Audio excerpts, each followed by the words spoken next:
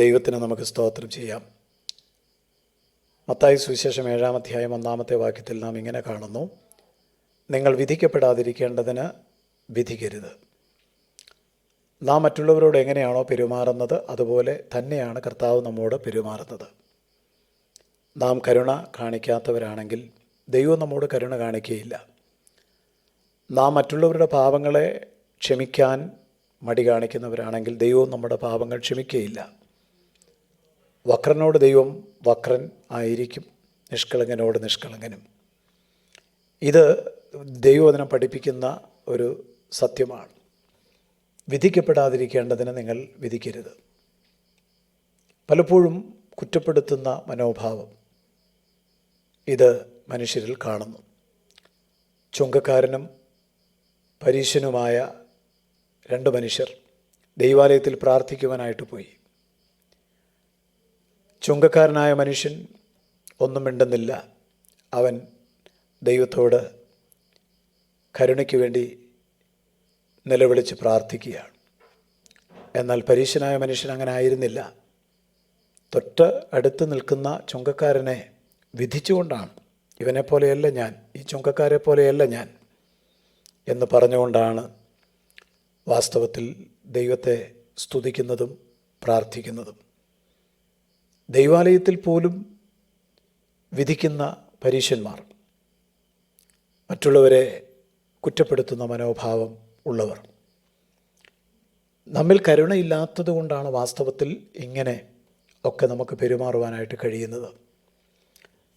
നാം മറ്റുള്ളവരെ വിധിക്കുമ്പോൾ ദൈവത്തിൻ്റെ സ്ഥാനം നാം ഏറ്റെടുക്കുകയാണ്. ദൈവം അതിനാരെയും അനുവദിച്ചിട്ടില്ല. ദൈവം ആ കാര്യത്തിൽ പറഞ്ഞിരിക്കുന്ന നിങ്ങൾ വിധിക്കരുത് എന്നാണ്. ഒരാളെ വിധിക്കുവാൻ അധികാരം ഉള്ളത് ദൈവത്തിന് മാത്രമാണ്.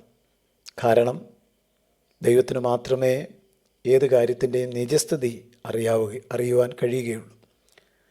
മനുഷ്യരൊക്കെ കണ്ടതിൻ്റെയും കേട്ടതിൻ്റെയും ആരെങ്കിലുമൊക്കെ പറഞ്ഞതിൻ്റെയും അടിസ്ഥാനത്തിലാണ് വിധി പ്രസ്താവനകൾ നടത്തുന്നത്. നാം മറ്റുള്ളവരോട് ഇടപെടുന്ന രീതിയിൽ പലപ്പോഴും ഇങ്ങനെയുള്ള കാര്യങ്ങൾ ഉൾപ്പെടുത്താറുണ്ട് എന്നുള്ളത് തിരസ്കരിക്കുവാൻ കഴിയുകയില്ല.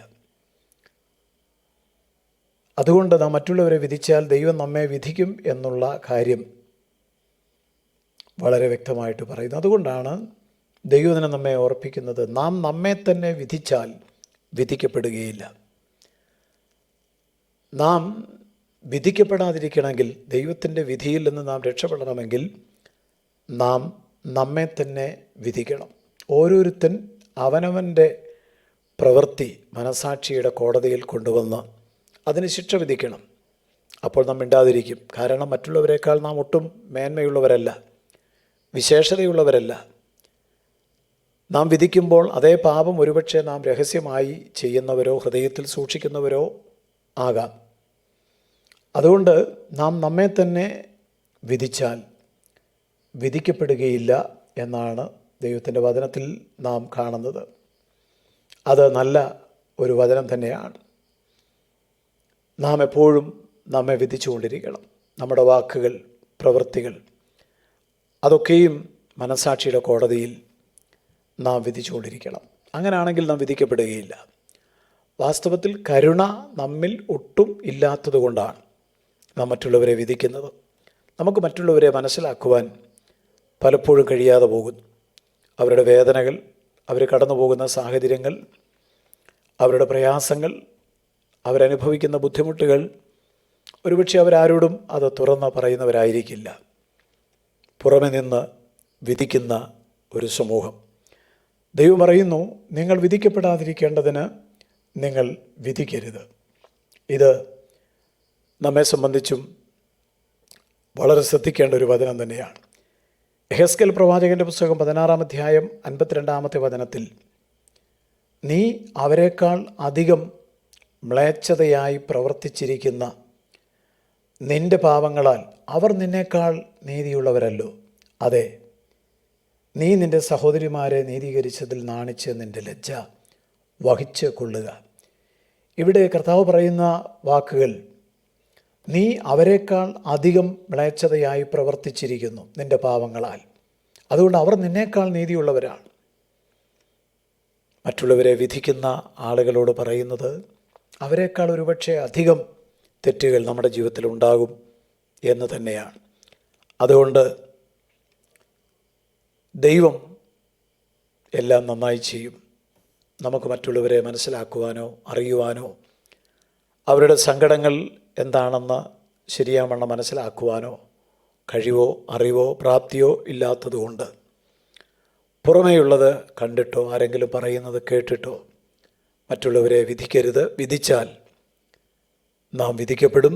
നാം നമ്മെ തന്നെ വിധിക്കുന്നവരാണെങ്കിൽ ഒരിക്കലും നാം വിധിക്കപ്പെടുകയുമില്ല. അതുകൊണ്ട് ഓരോ ദിവസവും ഓരോ നിമിഷവും നമുക്ക് നമ്മുടെ പ്രവൃത്തികളെ വിധിക്കാം. അത് നീതിയുള്ളതാണോ, അത് ദൈവവചനപ്രകാരമുള്ളതാണോ, അത് കർത്താവ് പ്രസാദിക്കുന്നതാണോ, അത് മറ്റുള്ളവർക്ക് ഇടർച്ച വരുത്തുന്നതാണോ എന്ന് നാം നമ്മുടെ പ്രവൃത്തികളെ പരിശോധിച്ച് വിധിക്കുക. എങ്കിൽ നാം വിധിക്കപ്പെടുകയില്ല. നമ്മിൽ തന്നെ കുറവുകൾ കണ്ടെത്തുവാൻ കഴിയും. നാം തന്നെ അപൂർണരാണെന്ന് മനസ്സിലാക്കുവാൻ കഴിയും. നാം ആരെ വിധിക്കുന്നുവോ അതേ പാപത്തിൽ നാം തുടരുന്നവരാണ് എന്ന് തിരിച്ചറിയുവാൻ കഴിയും. അതുകൊണ്ട് മുറുകെ പറ്റുന്ന ഈ പാപ സ്വഭാവത്തിൽ നിന്ന് യേശു ക്രിസ്തുവിൽ കൂടി നമുക്ക് വിടുതൽ പ്രാപിക്കാം. പരിശുദ്ധാത്മാവിൽ നമുക്കെപ്പോഴും നിറഞ്ഞുകൊണ്ടിരിക്കാം. അങ്ങനെ ഈ പാപ സ്വഭാവത്തെ യേശു ക്രിസ്തുവിൻ്റെ നാമത്തിൽ ജയിപ്പാൻ കർത്താവ് നമ്മെ സഹായിക്കട്ടെ. സ്വർഗീയപിതാവേ, അവിടുത്തെ വചനത്തിനായ സ്തോത്രം. വചനപ്രകാരം വിശുദ്ധ ജീവിതം നയിപ്പാനുള്ള കൃപ എല്ലാവർക്കും നൽകണം. ക്രിസ്തു യേശുവിൻ നാമത്തിൽ തന്നെ.